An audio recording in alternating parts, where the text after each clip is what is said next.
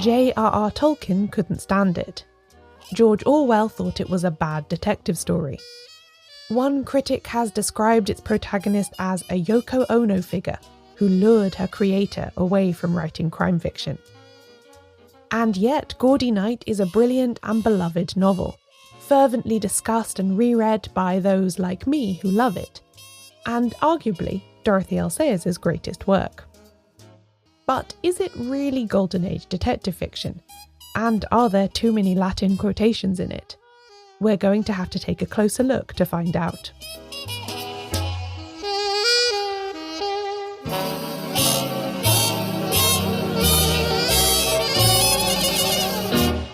Welcome to Shedunnit. I'm Caroline Crampton.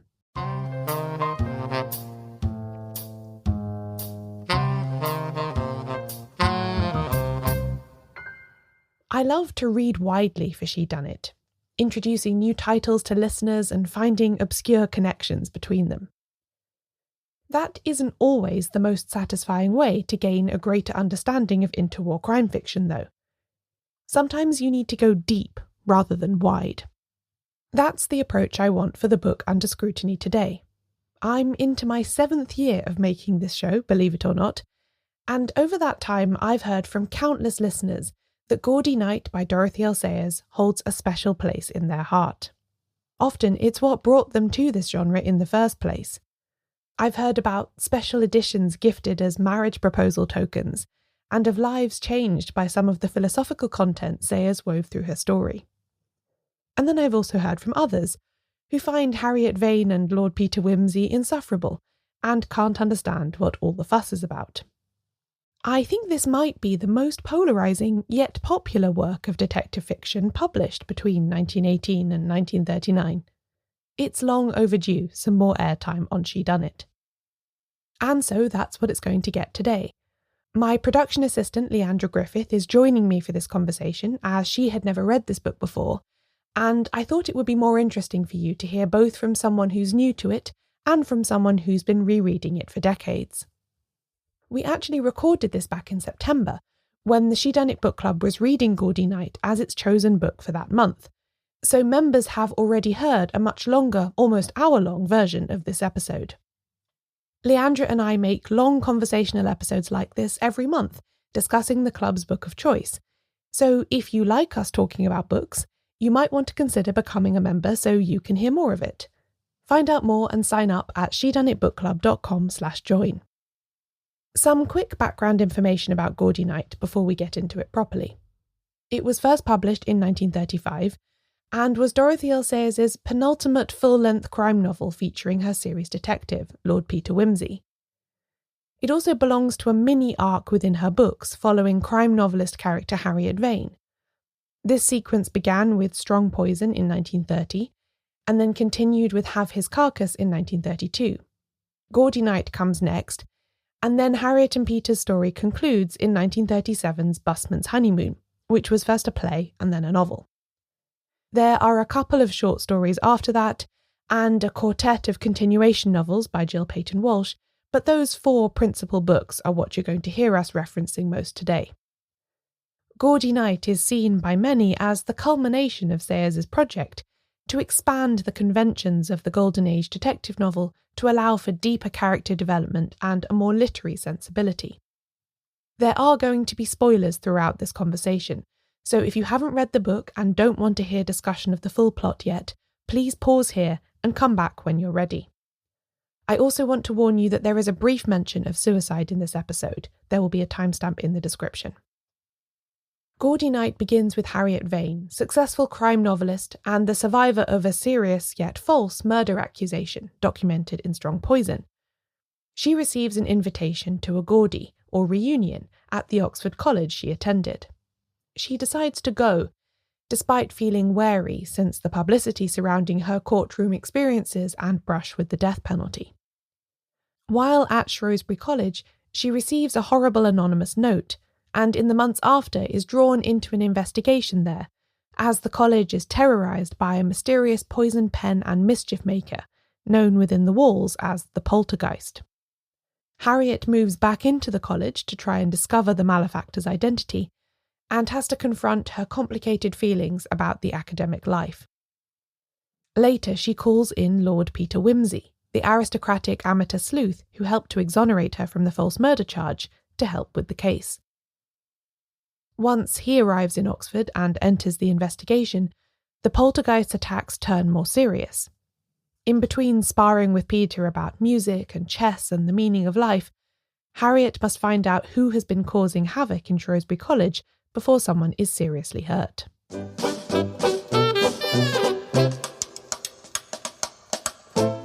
We're going to start by talking through our priors on this book. Leandra, do you want to start us off there? What was it like reading this book for the first time with relatively little prior knowledge of it?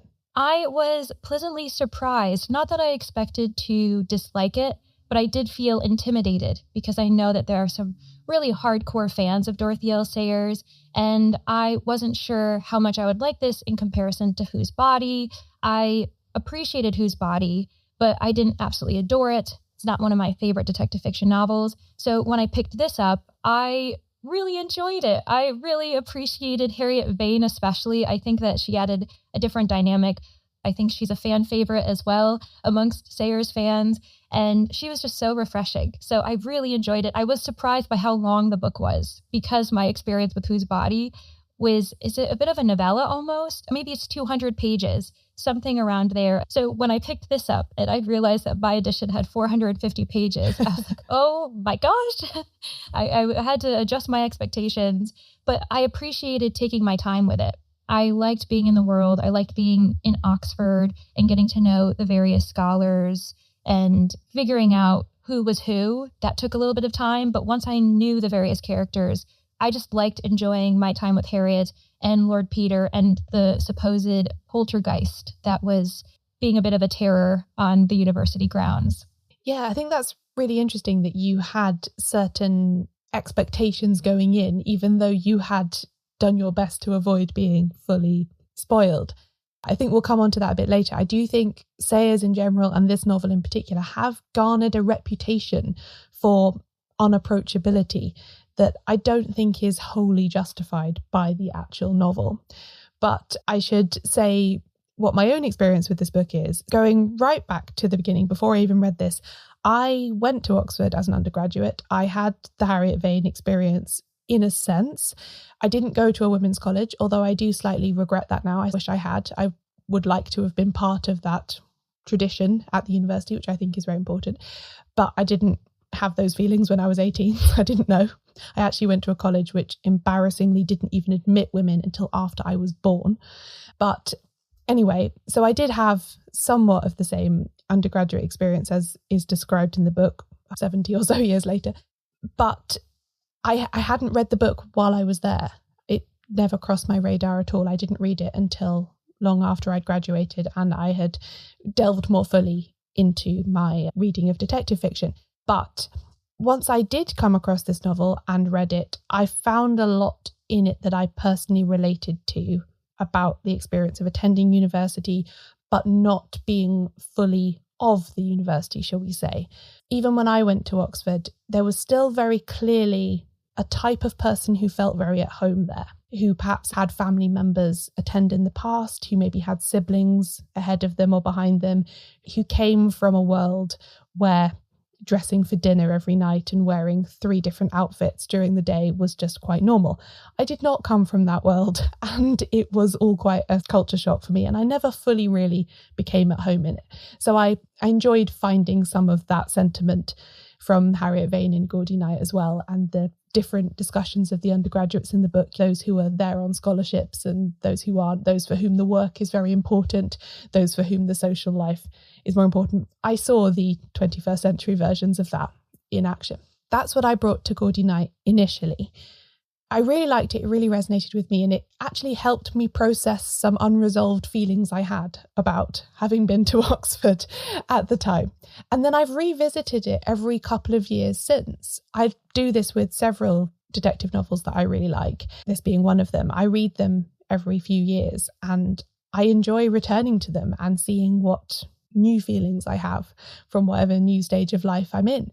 And this rereading of Gaudy Night, I finally fully felt like a master of the novel, if that makes sense. I had previously rather struggled at times to keep all of the dons straight in my head because they're referred to both by their names, like Miss Allison, Miss Edwards, Miss Hilliard, but then also their titles. So the bursar, the treasurer, the secretary, the dean. Sometimes I struggle to keep them all exactly straight in my head, and you just want to get through the mystery, so you keep reading and you don't take the time to work that out. I hadn't fully appreciated some of the more subtle hints that Sayers makes towards things that were happening at the time. Peter's overseas for quite a lot of the novel, working for the Foreign Office, plumbing diplomatic leaks or something like that is his phrase for it. And I hadn't ever really considered before that, of course, he would be doing that in 1935, because what's just around the corner? Do some people already know what's coming? The events of 38, 39, war is looming. I'd never really seen that shadow over the novel before, and I did on this rereading. And then I also came to a fuller appreciation of the journey that Harriet goes on in this novel, of how reluctant she is to go back to Oxford at the very start, and then how reluctant she is to leave it later on in the book, how she feels safe and secluded and happy there, and like she's accessing a version of herself that she can't get to anywhere else. So yeah, all of that came up for me this time afresh on, I'm not sure what number rereading this was, but let's say we're in double figures now. I'm so glad that you brought up this idea of Harriet reflecting upon her time, almost having a foot back in Oxford and a foot in the outside world, and her balancing how things have changed at the university, things that she is maybe not as appreciative of. She prefers the way that they were before, while also acknowledging that she's changed as a person, that the other women she attended the university with are very different.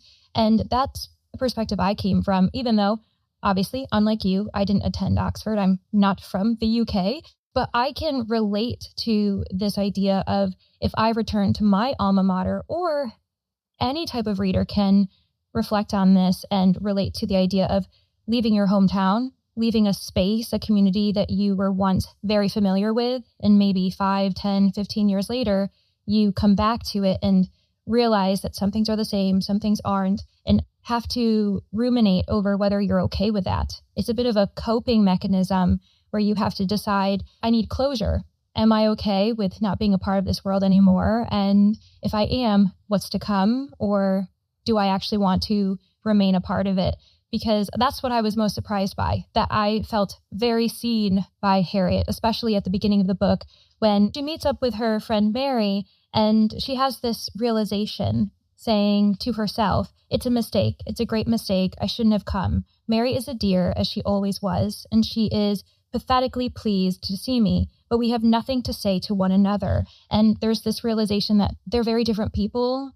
Back then they were, but even more so now, they're in different places. And at one point, Harriet is sad to know that now when she thinks of Mary, she will see this woman in front of her, not the Mary she knew back in college, who was young and had this bright future ahead of them. And I think we all have felt that before, whether it be with a family member, a friend, or just someone that we haven't seen in quite some time. And now that vision of that person has replaced all of the past visions.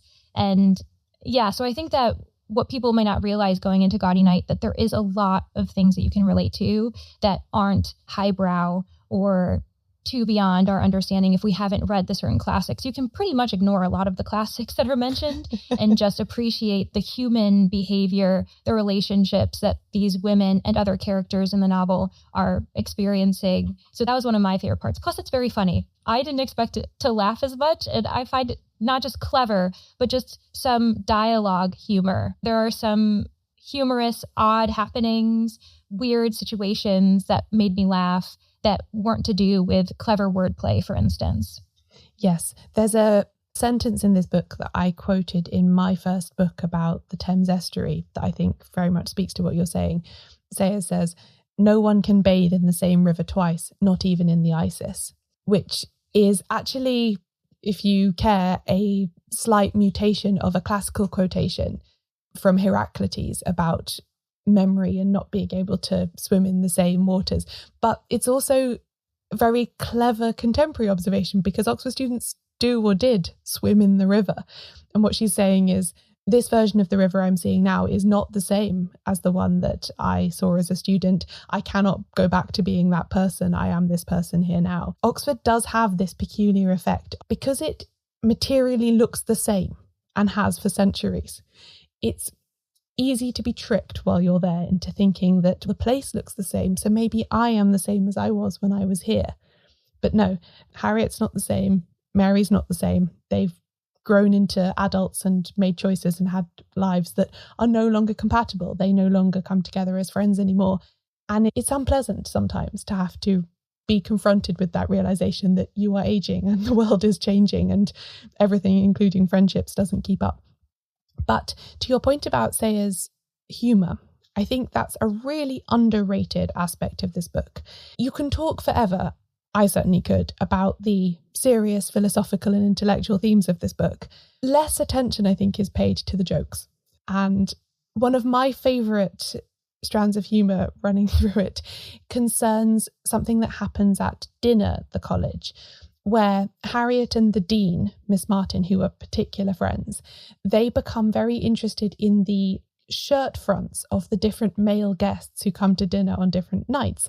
Dinner at an Oxford college traditionally has what's called a high table, where the academics sit and then the rest of the hall is students and other people. And if you're dining at high table, you're expected to wear formal dress, often black tie or black tie equivalent clothes. And these men are turning up. Some of them are wearing like soft shirt fronts. And I think there's a phrase, one man, because he's got quite a hollow chest, he looks a bit like the scooped out rind of a melon, they say. And then there's another guest who's wearing a more old-fashioned hard shirt front, like a really starched one, and it clicks every time he moves like a beetle's legs, and they find this hysterical. Yeah, it's very funny the way it's described, and that image of these very serious academic women sitting at their high table in their college, which is only there because of their great fortitude and scholarship, laughing behind their hands because this man's shirt makes a funny noise when he moves. To me, that's very amusing. And there's lots of moments like that throughout.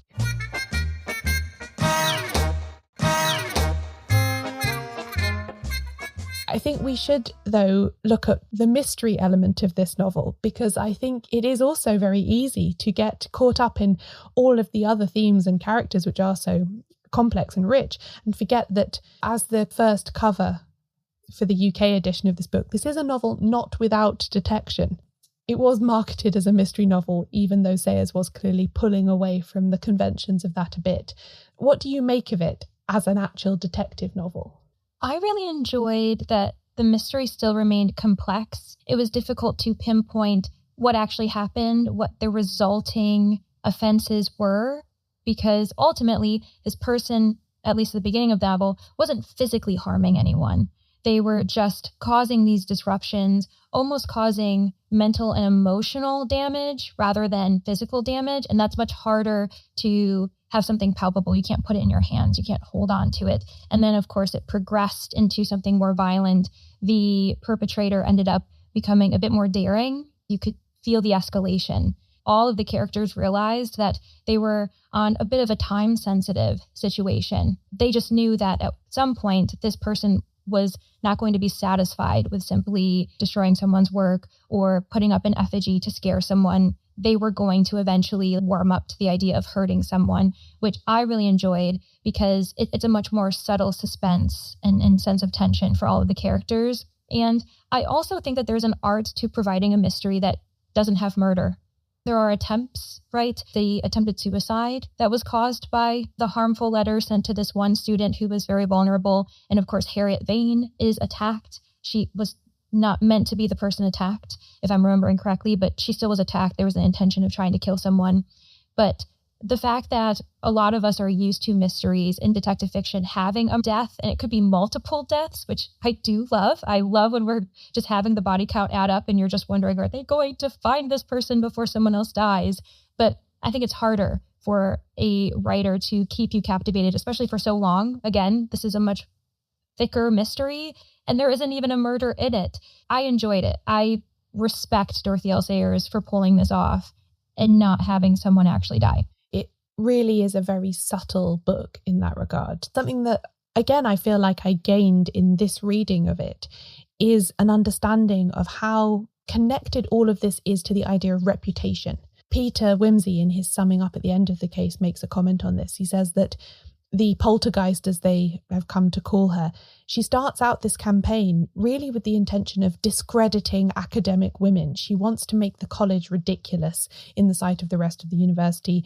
She wants to undermine them. She wants them probably ultimately to be penalised or rejected by the scholarly community in some way. But because actually Oxford stands together, they stand behind the women, they don't allow the press to get hold of the story. And because she doesn't get satisfaction in destroying their reputations in that way, I think then she progresses up, then I'm just going to physically harm you. I can't seemingly take away your professional standing so easily, but I can take away your health and your happiness and your content. And that is a very subtle way of designing a mystery to concern it with something to do with reputation rather than just life or death. So yes, very interesting. Ultimately, she has to call in Peter Whimsy himself. And he comes in, would you say 2/3? Is it about 2/3 of the way through the book? Yeah, I would say that because he's mentioned throughout. I was looking through, and of course, the other women at the college are inquiring about him, and Harriet Vane is annoyed, saying, why do people keep wanting to know about him? I don't want to talk about him. And so his presence is always there, and I would say it takes about 2/3 of the way for him to physically be there, because she's also trying to track him down. He's running off to different embassies, helping with international situations. So once he's finally there, then we see him as an ever-present figure, if not with Harriet Vane, nearby. She can easily reach out to him, but it is funny how little he's physically there on the page. Yes, he is not the dominant detective of this detective novel. That role definitely goes to Harriet Vane. He comes in late on and he tidies up some loose ends, as it were. He conducts some investigations of his own. He travels around the UK a bit, visiting relevant locations to try and uncover the story that is behind what's going on with the poltergeist, to discover the motives. And he and Bunter have a scene where they do some brushing for fingerprints in the college and generally showing off their detective skills. But it's all condensed towards the end. There are a few Agatha Christie Poirot novels that do something similar. Cat Among the Pigeons from the 1950s is one that comes to mind, where you get, again, about 2/3, almost 3/4 of a novel with original characters that you've never met before. And then Poirot enters in the last 5 chapters or something and solves it all. The end. It feels a bit like we're going in that direction. Although, of course, Whimsy is a presence before in letters and in references, but very much as a negative one, because Harriet in the first 2/3 of the novel is feeling quite resentful towards him. She is resenting that their names are perpetually coupled because of the trial in Strong Poison, where she was on trial for murder and he was the reason that she was acquitted. And people find him interesting. He's known to be handsome and intelligent, and he's an aristocrat. So, of course, people are nosy and they want to know, and they suspect that there is some deeper connection between Harriet and Peter, and they ask prying questions. She understandably resents it, but she also hates the feeling of gratitude that she feels that she has to have towards him at all times, and that she has to keep her temper in check whenever he's mentioned. Almost all of this, we should say, is not imposed by Peter. It's in Harriet's own mind. I don't think he's ever demanded gratitude from her or expected it, but she has developed those feelings as a result of the trauma of what she went through. Then he arrives in person in Oxford, and she has a bit of a revelation about him. Her feelings towards him change very rapidly, having been about the same for about 5 years.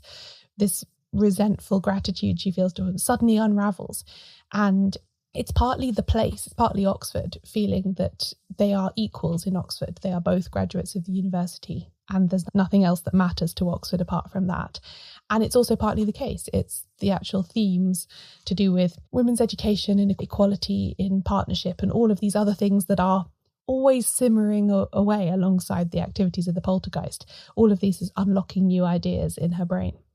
Yeah, I'm glad that you brought up the idea of Harriet's resentment towards Peter being all due to her own feelings of wanting some independence, some agency, some control over her own life. And I thought that was quite interesting. And I think I mentioned it to you while I was reading the book, and you had said that these two characters have certainly grown.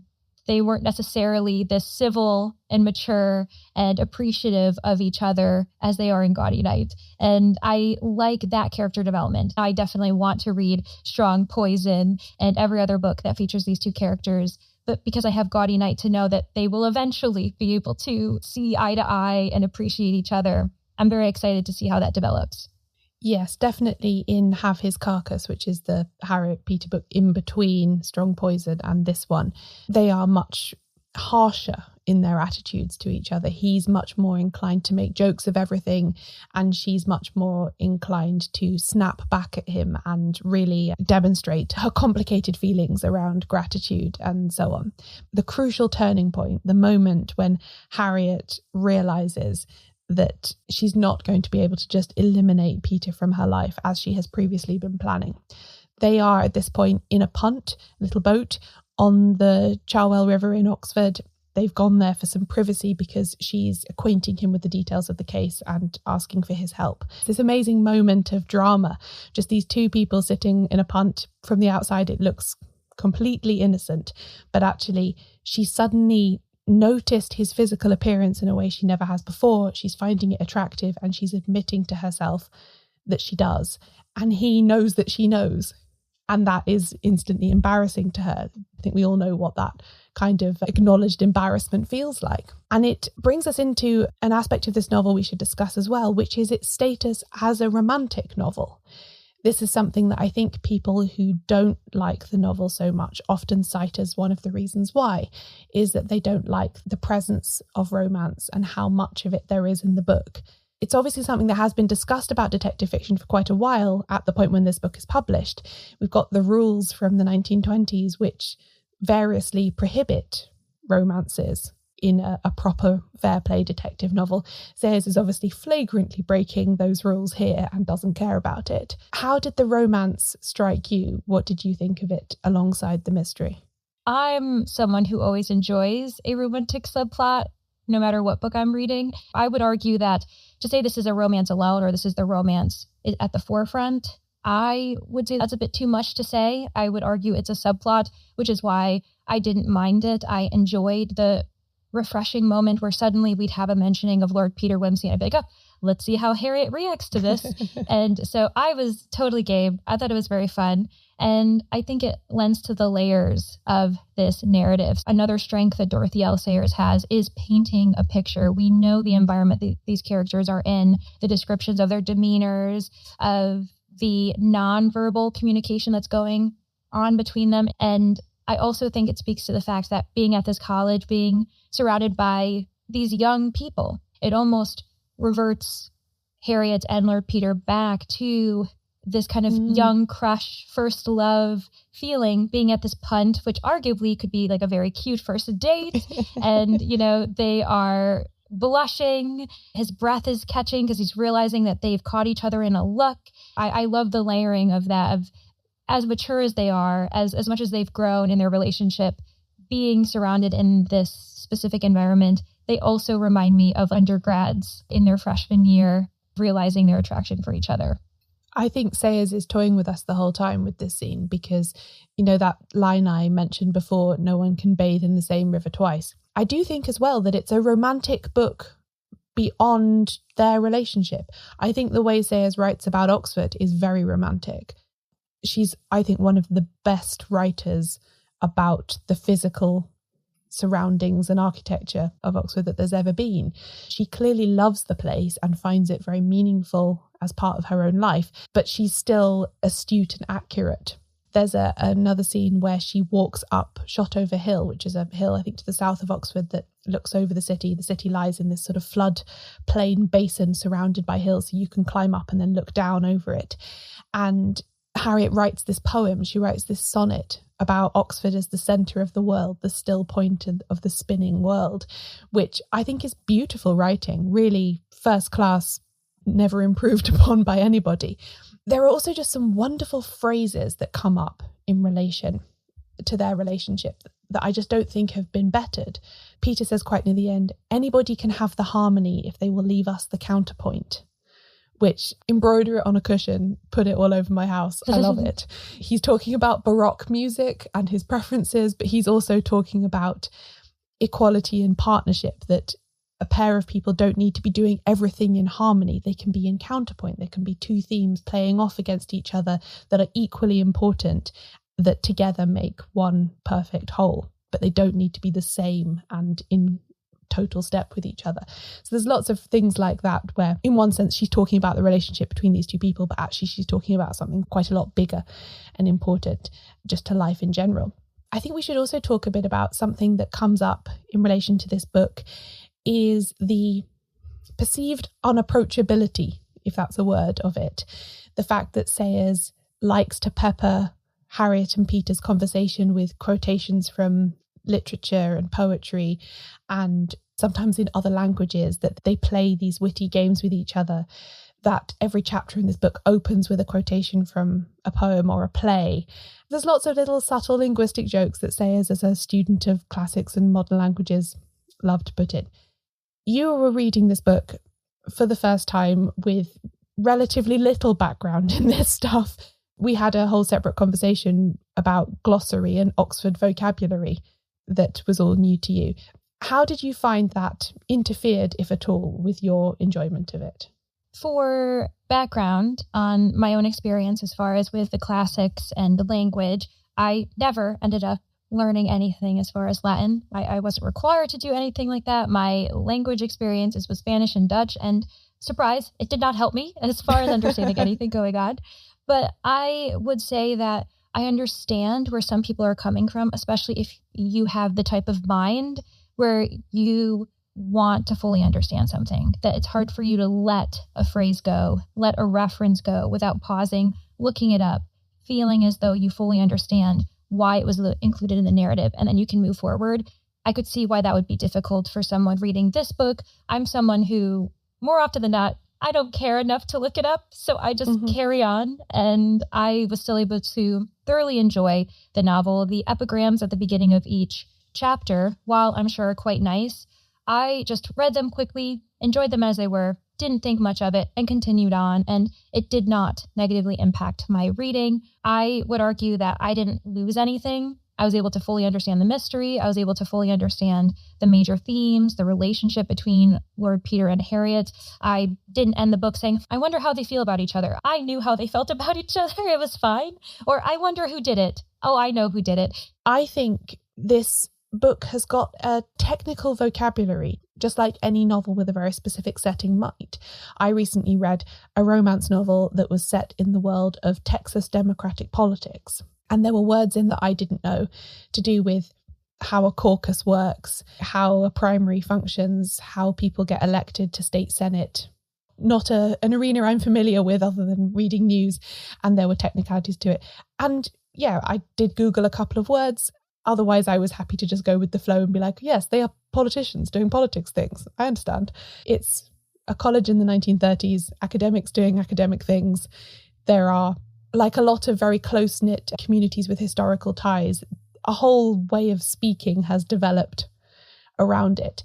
I think where it gets coloured is people perceive that as elitist, whereas if it was a novel about coal miners doing coal mining, it would not be perceived as elitist that they have a specialist vocabulary to do with their work.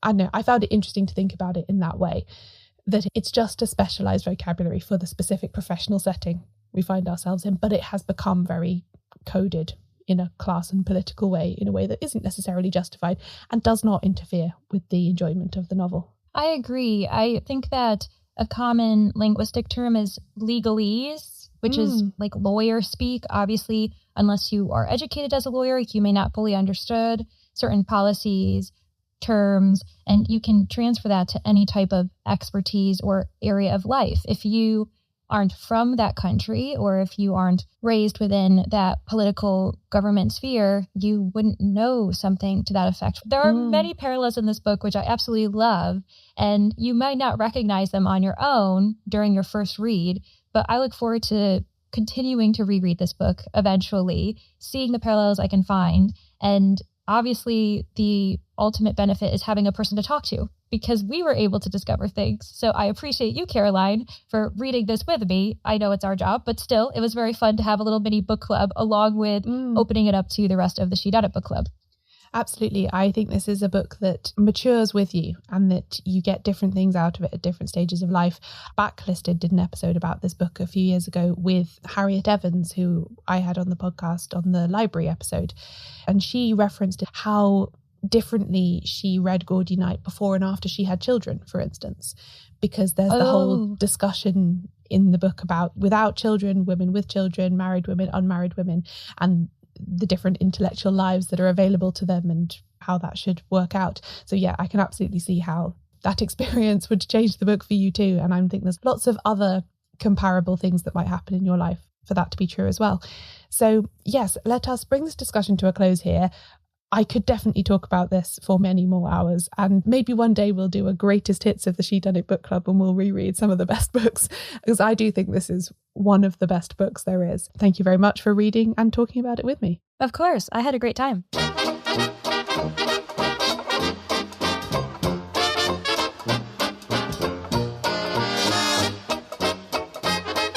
This episode of Shedunnit was written, narrated and produced by me, Caroline Crampton. My guest was Leandra Griffith. If you'd like to hear the full hour-long conversation about Gaudy Night, or indeed any of the other episodes Leandra and I have made together, join the Shedunnit Book Club now at shedunnitbookclub.com.